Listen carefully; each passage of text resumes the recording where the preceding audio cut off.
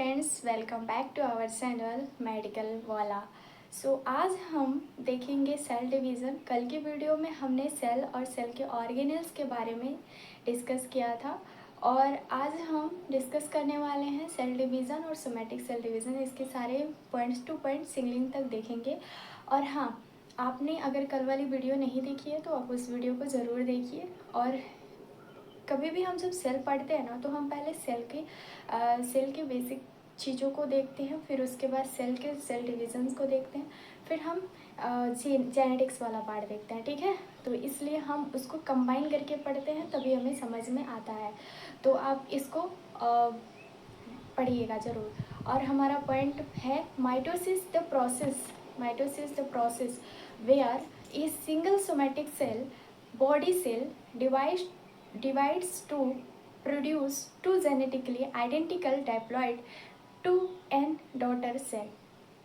देखो, जब भी माइटोसिस होता है, माइटोसिस को हिंदी में बोला जाता है अर्धसूत्रीय विभाजन, यानी कि ये एक ऐसी प्रक्रिया है जो सिंगल सोमैटिक सेल को दो genetically identified diploid daughter cell में विभाजित करता है। ठीक है, it is the crucial for growth, tissues repair and development. यहीं पर इसका क्या होता है, ग्रोथ होता है और टिश्यूज का रिपेयर होता है और फिर उसका डेवलपमेंट होता है।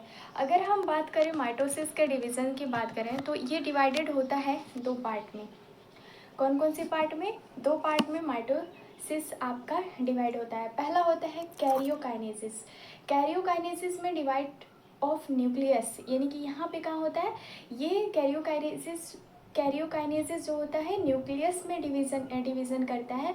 और साइटोकाइनेसिस जो दूसरा होता है उसे साइटोकाइनेसिस कहते हैं। यहाँ पे आपको साइटोप्लाज्म में डिवीज़न देखने को मिलेगा। ठीक है, तो ये पॉइंट है आपका, दो पार्ट्स डिवाइड होते हैं। और नेक्स्ट हमारा क्या है? नेक्स्ट हमारा है the cell cycle contents interphase. तो हमारा जो इंटरफेस क्या होता है, देखो इंटरफेस में भी यही होता है। जब सेल का डिवीज़न होता है तो उसमें इंटरफेसेस वाला प्रोसेस होता है। तो पहले अगर हम ये देखें, जैसे कि मैं आपको एक फिगर दिखाती हूँ। ठीक है, तो फ्रेंड्स आप इस वीडियो में देख सकते हैं कि इसमें सेल साइकिल के कुछ इंटरफेसेस हैं। इंटरफेसेस मीन्स अगर आप इसके डिविजन्स की बात करोगे तो ये 4 पॉइंट्स में डिवाइड है। पहला होता है G1, यानी कि सेल की ग्रोथिंग वाले पॉइंट, सेल की ग्रोथिंग वाले पॉइंट के G1 कहते हैं। फिर एस फेज में आपका डीएनए रिप्लिकेट कर रहा होता है। फिर G2 में प्रिपरेशन फॉर माइटोसिस वाला पार्ट है। फिर उसके बाद जो एम फेज है, एम फेज में आपका साइटोकाइनेसिस यानी सेल डिवीज़न वाला प्रोसेस है जो इस पॉइंट में दिया हुआ है। सेल डिवीज़न में आपका टीलोफेज, एनाफेज, मेटाफेज और प्रोफेज, यानी माइटोसिस का सारा प्रोसेस इसी में होता है डिवीज़न के तौर पे। लेकिन ये कितने भागों में जो गुजरता है, तो ये 4 भागों में गुजरता है। और हाँ, G0 का भी रोल बहुत महत्वपूर्ण होता है सेल ग्रोथ में। ठीक है, तो ये है आपका फिगर, जिससे कि हम इन सभी को कवर करेंगे सेल डिवीज़न में। तो हमारा पहला क्या था, इंटरफेस। तो इंटरफेस के प्रोसेस में अगर हम देखें, इसमें हम जब पहले हम माइटोसिस डिवीज़न करते हैं तो उस टाइम प्रिपेयर, यानी कि जब माइटोसिस डिवीज़न करता है तो उस टाइम जो प्रिपेयर इटसेल्फ, यानी खुद को जब वो अपने आप को प्रिपेयर कर रहा होता है तो उसी को हम कहते हैं इंटरफेस। तो देखो, मैंने आपको पहले बताया कि इंटरफेज वाले प्रोसेस में G0 से स्टार्ट होता है। G0 ग्रोथ सेल डिवीज़न करता है। तो यहाँ पे आपको कंसिस्टिंग ऑफ G1 में देखने को क्या मिलेगा, ग्रोथ वाला पॉइंट।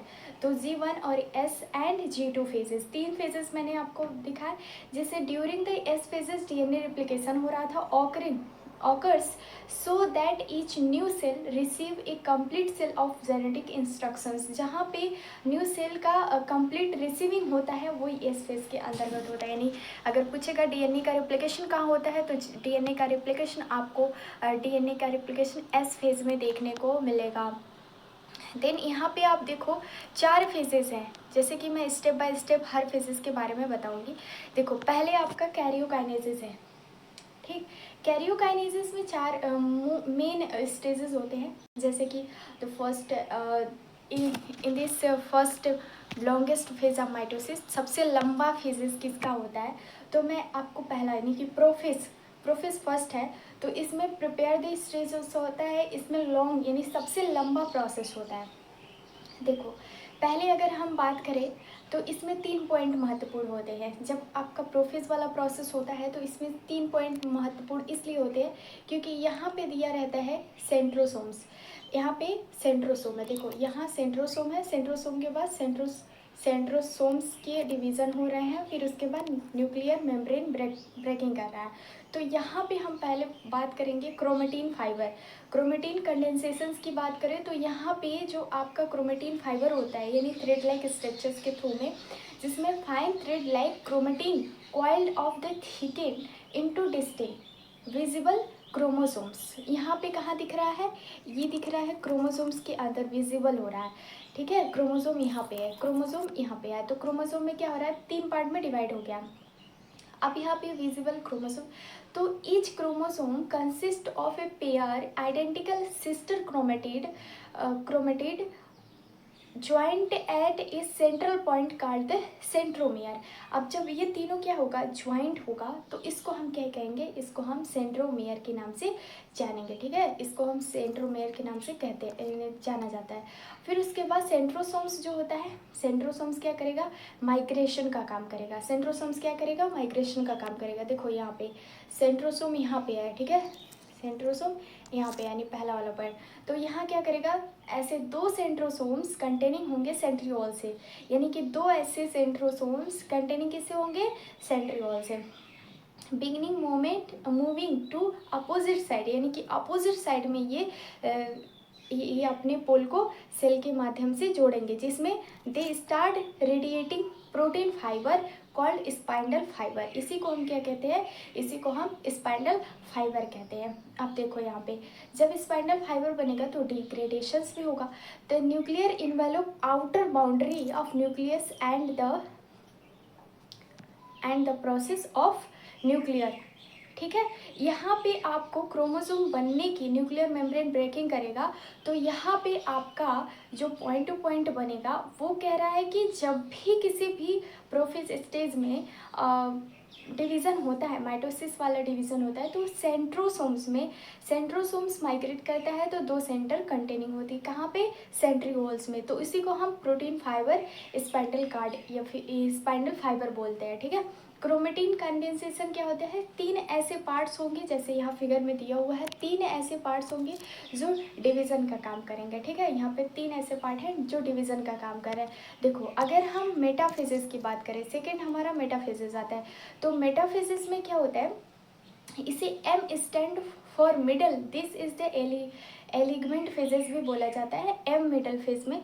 तो यहाँ पे देखो, यहाँ पे कुछ मेटाफेजेस के प्रोसेस दिए हुए हैं, जिसमें सेंट्रोसोम्स दिया हुआ है, यानी सेंट्रोसोम्स, यहाँ पे सेंट्रोसोम्स है, सेंट्रोसोम्स पोल का पॉइंट है, जहाँ पे आपको spindle fibre, chromosome, aligned, metaphases, plate and centromeres, ये 3 पार्ट दिए हुए हैं। अब देखो यहाँ क्या होता है, जब भी मेटाफेजेस वाला पार्ट आता है तो मेटाफेज प्लेट फॉर्मेशन करता है, यानी कि यह क्या करता है, प्लेट फॉर्मेशन। ये वाला पार्ट आप देखोगे तो प्लेट का फॉर्मेशन कर रहा होगा। तो मैंने आपको प्रोफेज में 3 पॉइंट्स देखे थे ना क्रोमोसोम वाला, तो वो तीनों पॉइंट क्या होगा, यहाँ पे ये डिवीज़न कर लेगा। तो यहाँ पे जब वो डिवीज़न करेगा, the mitotic spindle fibre fully develop and attach firmly to the centromere of each chromosome, especially at the protein structure called of काइंटोकोर। देखो काइंटोकोर यहाँ पे क्या कर रहा है, मेटाफेज 3 पॉइंट में डिवाइड हो गया। अब 3 पॉइंट में डिवाइड हो गया तो वो क्या कर रहा है, वो अपने आप को अलग अलग यानी प्रत्येक प्रोटीन स्ट्रक्चर के साथ अपने स्ट्रक्चर्स को बनाए रख रहा है। अब यहाँ पे देखो अटैच भी लिखा हुआ है, अटैच क्यों कर रहा है, क्योंकि एक दूसरे से अटैच होते हैं। अगर ये एक दूसरे से अटैच नहीं होंगे तो एम मेटाफेज में मिडल लेयर जो होता है वो एक दूसरे से कनेक्ट नहीं होगा। फिर एक्वाटोरियल एलिगेंट, आपको यहाँ पे एलिगेंट वाला पार्ट दिख रहा है। एक्वाटोरियल एलिगेंट क्या होता है, तो इसमें the spindle fibre pull and tug the chromosome until they line up perfectly along the center equator of the cell known as the metaphase plate।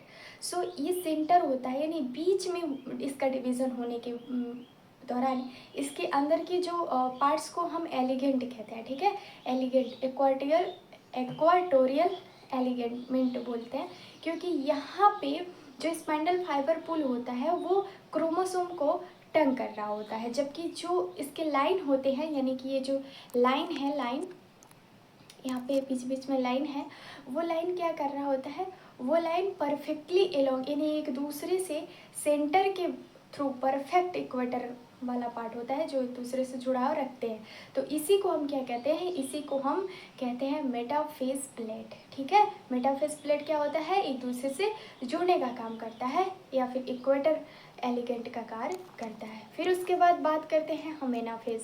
Anaphase क्या है, A stand for away this the separation phase.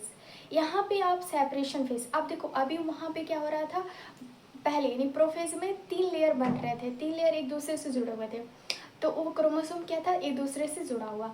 फिर उसके बाद आपका metaphase में क्या होता है, मेटाफेज में थोड़ी सी सेपरेट होती है, थोड़ा थोड़ा सेपरेट होता है उसका क्रोमोसोम, ठीक। उसके बाद एनाफेज में अगर हम आएंगे तो सेपरेशन स्टेज पूरी तरह से हो जाएगा।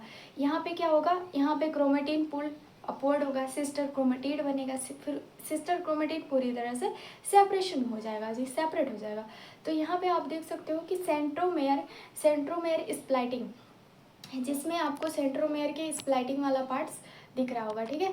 तो यहाँ पे आपको the centromere to each chromosome split unlinking to the two sister chromatid. यहाँ तो देखो अनलिंकिंग होता है, मतलब 2 सिस्टर क्रोमोसिन एक दूसरे से लिंक नहीं होते हैं, वो हमेशा क्या होते हैं, सेपरेट होते हैं। देखो यहाँ पे सेपरेट हुआ ना, 2 क्रोमोसोम जो है एक दूसरे से सेपरेट होते हैं, सिस्टर क्रोमेटिड एक दूसरे से सेपरेट होते हैं। मूवमेंट टू पोल में क्या है, मूवमेंट ऑफ पोल में आपको देखने को मिलेगा the spindle fibre sorted pulling the newly separate chromatid now called individual chromosomes away from the centre towards opposite pole of the cell. देखो अपोजिट पोल के पास ये आके अपने आप को जुड़ाव कर लिया। जैसे देखो क्लेविस फॉर स्टार्टिंग होती है, जैसे मूवमेंट ऑफ पोल में, पोल क्या है, अगर यहाँ पे आप देखोगे पोल वाला पॉइंट, जिसमें आपको देखने को मिलेगा जो स्पाइनल फाइबर है वो शॉर्टेन होता है, पुलिंग द न्यूली यानी नए नए चीज़ों में सेपरेट होता है, तो वहाँ पे क्रोमेटिन एक इंडिविजुअल क्रोमोसोम का फॉर्मेशन करता है जो एक सेंटर में जाके अपोजिट पोल में डिवाइड हो जाता है, ठीक है। फिर उसके बाद आपको देखने को मिलेगा the cell also beginning to elongate in separation for physical स्प्लाइटिंग।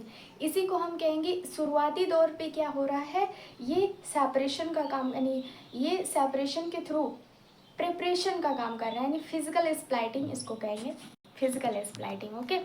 अब नेक्स्ट हमारा आता है 4th टेलो स्टेज इसको कहते हैं, यानी कि टेलोफेज को क्या कहते हैं, टेलोफेज को हम स्टेज कहा जाता है। अब इसको टी का अर्थ क्या होता है, टी स्टैंड फॉर 2। यहाँ पे 2 ऐसे स्टैंड हैं जो बन चुके हैं। क्रोमोसोम क्या कर रहा है, वो in this reserve of prophase, यानी कि जो पहला वाला प्रोफेज था जिसमें 3 पॉइंट्स थे, वो एक पहले तो एक ही बना था ना क्रोमोसोम वाला, लेकिन यहाँ पे 2 भाग अलग अलग हो जाएंगे, यानी यहाँ पे 6 लेयर में डिवाइड हो जाएंगे क्रोमोसोम, जिसमें आपको nuclear membrane performing cleavage furrow deepening. जैसे देखो डीपनिंग की बात करें तो यहाँ पे न्यूक्लियर इनवेलप कॉन्स्टिट्यूशंस, ये nuclear membrane form around each set of identical chromosome at both pole, यानी कि जो न्यूक्लियर मेम्ब्रेन होता है एक दूसरों की पहचान के लिए वो चारों तरफ, यानी कि अराउंड क्रोमोसोम के चारों तरफ ही अपने पोल को देता है, ठीक है। तो the nucleus reappear inside each new nucleus, तो फिर उसके बाद ये आपका न्यूक्लियस क्या करेगा, वहाँ से न्यू न्यूक्लियस का फॉर्मेशन कर देगा। फिर उसके बाद क्रोमोसोम अनकॉइलिंग, क्रोमोसोम अनकॉइलिंग क्या होती है, तो यहाँ पे the tightly packed chromosome beginning to loosen unwind and transitions back into diffuse thread like chromatin. ये क्या करेगा, यहाँ पे देखो ध्यान से, ये वाला जो पॉइंट है ना बहुत महत्वपूर्ण है, क्योंकि यहाँ पे क्या कर रहा है, टाइटली पॉकेट क्रोमोसोम जब प्रारंभ होता है तो वो आसानी से लूज हो जाता है, ठीक है। प्रारंभिक अवस्था में वो क्या होगा, लूज हो जाएगा। फिर उसके बाद अनवाइंडिंग होगा, यानी कि उसके अनवाइंडिंग एंड ट्रांसलेशन, जो ट्रांजिशंस होगा वो बैक के थ्रू होगा। डिफ्यूजन थ्रेड लाइक क्रोमेटिन के कारण होगा। तो यानी कि जो उसके धागे होंगे वहाँ पे वो डिफ्यूज़ कर रहा होगा। फिर उसके बाद spindle disassembly, the mitotic spindle fibre break down and disappear completely. यहाँ पे क्या होता है कि आपके टी फेज में completely mitosis spindle fibre break down हो जाता और डिसअपियर हो जाता है, ठीक है। यहाँ पे डिसअपियर हो जाता है। अब हम बात करते हैं physically cell division. Physically cell division के अंतर्गत अगर आप देखोगे तो इसको हम कहते हैं साइटोकाइनेसिस। साइटोकाइनेसिस में आपको वाइल टेलोफेज इज एंडिंग, जहाँ पे टेलोफेज का एंड होता है वहीं से साइटोकाइनेसिस डिवीज़न करना स्टार्ट कर देता है। कहाँ पे, साइटोप्लाज्म के अंदर, ठीक है, साइटोप्लाज्म के अंदर। अगर आप बात करो तो यहाँ पे पहला पॉइंट ये है कि एनिमल एंड ह्यूमन सेल ये contractile ring composed of actin and myosin filament peaches the plasma membrane inward. देखो यहाँ पे ह्यूमन और एनिमल्स की सेल्स की बात की जा रही है, जहाँ पे एक्टिन और मायोसिन के फिलामेंट पीसेस होते हैं, कहाँ से, प्लाज्मा मेम्ब्रेन के इनवर्ड में। अब यहाँ देखने को ये मिलेगा कि जो आपका आइडेंटिएशन है उसको हम क्लेविस फेरो कहते हैं, और the furrow dependent progressive until the parent cell in completely pieces in half, क्योंकि आधा होता है ना, आधा ही तो होगा, क्योंकि यहाँ पे साइटोकाइनेसिस सेपरेट कहाँ कर रहा है, फिजिकल में कर रहा है।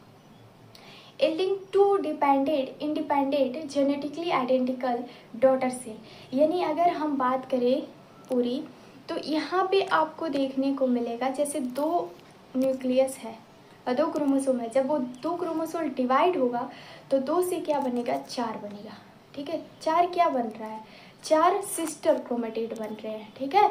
डॉटर क्रोमेटिन कह सकते हैं, सिस्टर क्रोमेटिन, ठीक है। तो यहाँ पे दो डॉटर सेल से चार डॉटर सेल में विभाजन हो रहा है, तो ये हमें अर्धसूत्रीय विभाजन यानी माइटोसिस के फेजेस को बताता है, ठीक है। तो ये वाला प्रोसेस यहाँ पे है। अब हम बात करते हैं सेल जंक्शंस के बारे में। सेल जंक्शंस के बारे में फ्रेंड्स अगर हम देखें तो सेल जंक्शन क्या होता है। सेल जंक्शन एक प्रोटीन स्ट्रक्चर है जो फिजिकली कांटेक्ट होता है नेबरिंग सेल से, जो अलग जो हम आसपास के सेल होते हैं उनसे एक दूसरे से जुड़ा होता है, जिसे एक्स्ट्रा सेलुलर मैट्रिक्स बोलते हैं, एक्स्ट्रा सेलुलर मैट्रिक्स, ठीक है। They are highly abundant in epithelial tissues, like कहाँ से, स्किन से, आपके कहाँ से, skin and inner lining of organ, यहाँ से ये क्या होता है, जुड़ा होता है, ठीक है। जैसे इस फिगर में दिया हुआ है, देखो यहाँ पे आपको देखने को मिलेगा आपकी टाइट जंक्शन। टाइट जंक्शन जब भी आपके जंक्शन वाला प्रोसेस होता है तो प्लाज्मा मेम्ब्रेन जो होता है वो एक सेल से जुड़ा होता है, लेकिन जो आपका जंक्शन होता है वो प्रोटीन स्ट्रक्चर से और उसके जो बगल वाले यानी कि सेल होते हैं उन सभी से एक दूसरे से एक्स्ट्रा सेलुलर बेसिस पे एक दूसरे से जुड़ा रहता है। जैसे देखो यहाँ पे प्रोटीन का फॉर्मेशन हो रहा है, लेकिन वो क्या कर रहा है, वो सेल से भी जुड़ा हुआ है, ये सभी सेल से जुड़े हैं, यानी नेबरिंग प्रोटेक्शन का कार्य करता है। जैसे कि अगर हम बात करें मेजर टाइप्स ऑफ जंक्शंस के बारे में, तो यहाँ पे tight junction leak proof cells बोला जाता है। अगर आप इसको देखोगे तो ये सेल ए और सेल बी दो फॉर्म में डिवाइड होता है, जैसे कि this look like interlocking zipper at the very top edge of adjacent cell. जैसे देखो यहाँ पे अगर हम इस फिगर की बात करें, सेल से क्या बन रहा है, सेल यहाँ पे जब जंक्शन कर रहा होता है तो मेम्ब्रेन का फॉर्मेशन है टाइट जंक्शन, फिर उसके बाद सेल बी में चिम्पर बनेगा, फिर मेम्ब्रेन का फॉर्मेशन निकालेगा, ठीक है। फिर प्रोटीन फ्यूज मेम्ब्रेन बन जाएगा। तो पहले में क्या होगा, पहले में सेल जंक्शन टाइट बनेगा, फिर जिम्पर बनेगा, फिर मेम्ब्रेन का फॉर्मेशन होगा प्रोटीन मेम्ब्रेशन में, ठीक है।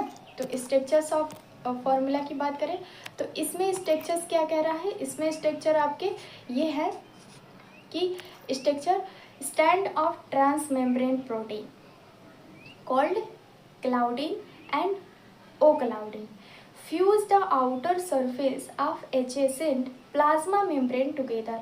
यहाँ पे जो प्लाज्मा मेम्ब्रेन है एक दूसरे से जुड़े होते हैं। इसका फंक्शन क्या होता है, they create a water tight seal. Water tight seal, इसका ये काम होता है कि जो प्रिवेंट मॉलिक्यूल्स हैं, यानी कि जो बचाव के लिए मॉलिक्यूल्स होते हैं, जैसे आयन हो गया एंड बैक्टीरिया हो गया, leaking through the tiny space between cell, यानी कि बीच में जो सेल के इसके बचाव के लिए होता है ना। फिर एग्जांपल की बात करें तो ये कहाँ पाया जाता है, इनर लाइनिंग में।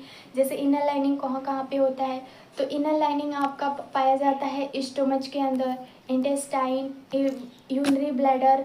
यहाँ पे ये डाइजेशन को डाइजेटिव जूस और यूरिन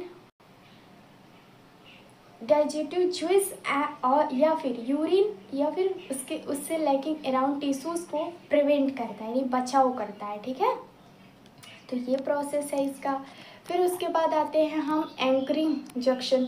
एंकरिंग जंक्शन क्या करता है भाई, एंकरिंग जंक्शन जिसमें डेस्मोसोम्स द मैकेनिकल एंकरिंग बोला जाता है। यहाँ पे आपको ये देखने को मिलता है कि जो ये सब जो हैवी यानी like heavy duty rivets of sport weld holding cell together family, जिसमें आपको पहले आपको क्या कर रहा था, सेल मेम्ब्रेन बन रहा था, लेकिन इसमें आपका सेल मेम्ब्रेन का फॉर्मेशन नहीं करेगा, इसमें आपका करेगा सेल ए जो है जो पीएल बनता है, जिसे keratin filament anchor the plaque inside, जहाँ पे डेस्मोसोम्स स्पोर्ट वेल्ड बनेगा। फॉर्मेशन ये मैकेनिज्म का काम करता है। तो इसी के लिए हम यहाँ पे देखेंगे सेल बी में पीएल जो होता है लिंकर होता है LAQ से, LAQ से लिंकर होता है। तो आप यहाँ पे कुछ स्ट्रक्चर्स देख सकते हो।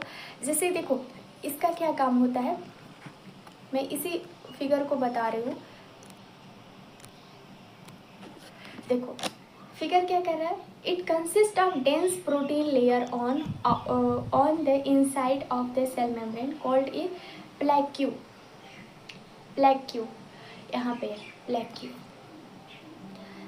From the plaque, linker glycoprotein कैंड्रीन extend across the gap to bind cell together। यानी कि ये जो लिंकर होता है उसे कौन सा लिंकर होता है, ग्लाइकोप्रोटीन, ठीक है। उसी से वो क्या करता है, वो अपने आप को बाइंड करता है दूसरे से। Keratin filament cytoskeleton attach to the plaque from the inside to provide tensile strength. यहाँ पे क्या होता है, यहाँ पे कैरोटिन फिलामेंट क्या होगा, यहाँ पे एक दूसरे को प्रोवाइड करेगा टेंसिल स्ट्रेंथ। जैसे अगर मान के चलो किसी भी पार्ट्स में जब एक दूसरे से जुड़ाव होता है तो उस जुड़ाव के कारण जो चीज़ें बनती हैं, ठीक है, जो चीज़ें बन रही होती हैं उसी को हम मैकेनिकल एंकर बोलते हैं।